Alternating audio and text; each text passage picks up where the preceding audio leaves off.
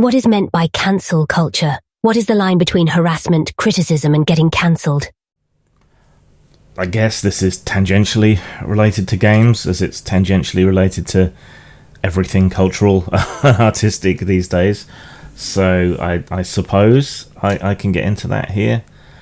It's almost easier to define these things by what they're not, but that's also not a particularly useful way to go about it. I'll try, but I do these videos off the cuff. I want to keep them that way, so if I miss anything, yeah, see me in the comments. Let's take the other things and work our way backwards to cancel culture. So, what is harassment? Harassment is not getting negative comments or criticism or whatever else. Harassment has to be negative personal feedback that is ongoing, right? So if someone, say, follows you around for a decade, telling anyone and everyone erroneously that you are a rape apologist every time you release a product, every time someone mentions you on social media, those sorts of things, right? That would count as harassment, I think, because it's happening over time, and it's a negative personal attack that also isn't true, and over 10 years even someone's position might change. So even if it was true, which it wasn't, it might no longer be true at some point in the future when you track someone along. There are things that feel like harassment which aren't.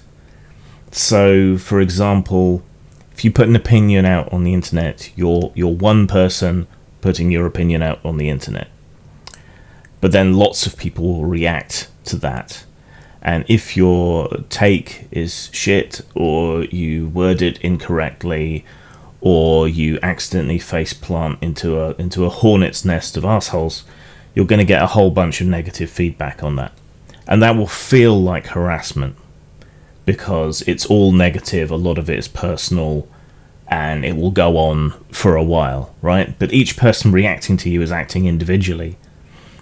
They don't necessarily know how much negative feedback you're getting or how many days it's going to last.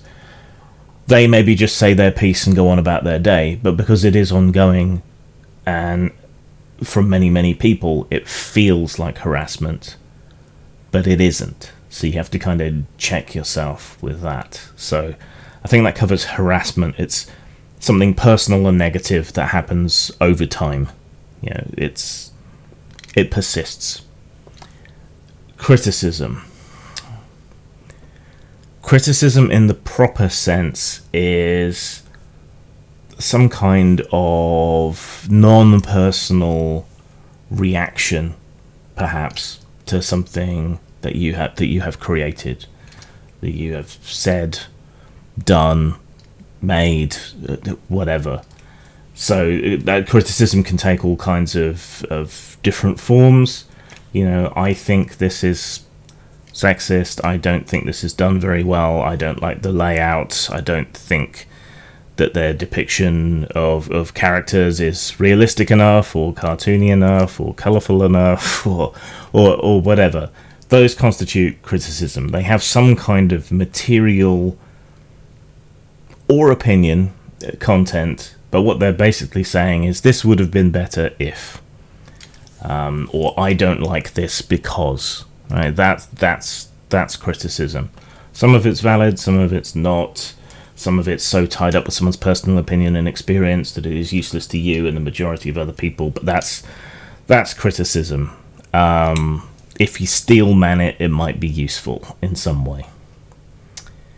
Criticism is most often the kind of thing that ends up kind of transmuting into cancellation, because there is a line between criticism and cancellation, and that line is where someone decides that they don't like whatever it is that you've done so much that it shouldn't exist.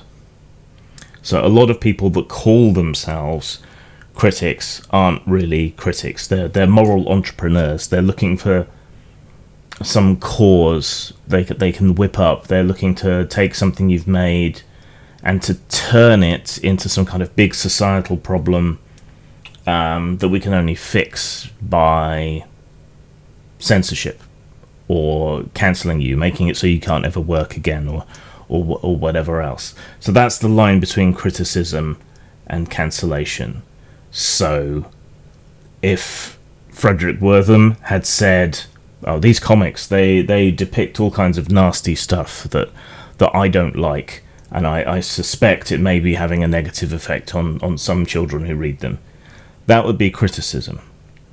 Saying that, and this is then contributing to juvenile delinquency and all of these other issues, and it's been involved in crimes and so on, that is then taking, well, I don't like this, to the point of this is a problem and therefore should be censored and controlled. And we all know what happened there.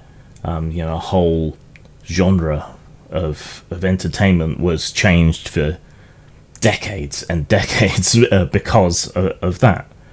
Similarly, you might see in computer games, like Jack Thompson calling them murder simulators, for example, and saying that they had some kind of hypnotic, deleterious effect on the kids who played video games.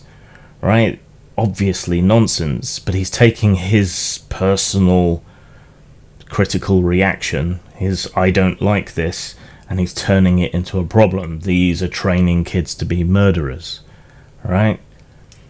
And you can do the same for a more modern example. Anita Sarkeesian took her criticism of games, "I don't like these, I find them sexist," and transmuted it into "these games are sexist, these games perpetuate patriarchy," or people say the same about all kinds of other things, not just sexism, right? So that is where it crosses the line into becoming cancellation, when you turn it into this big societal problem that must be addressed. This thing must be censored. This person must never work again, right? And that's where it crosses over. You got the more general sense where maybe they campaign through the system, and at least then you have kind of checks and balances of constitutions and democracy and all the rest of it. But they also often execute that through social means, non-political means. They whip up a mob to go after someone, or they put pressure on a company to fire someone or not to hire them, or whatever the case may be. So that is where it crosses the line, where you take, I don't like this, or maybe you advise people that you don't like such and such a thing, or it contains such and such content, and you turn that into a campaign through one means or another to censor and remove something, get the person fired, etc., etc., as we've been over.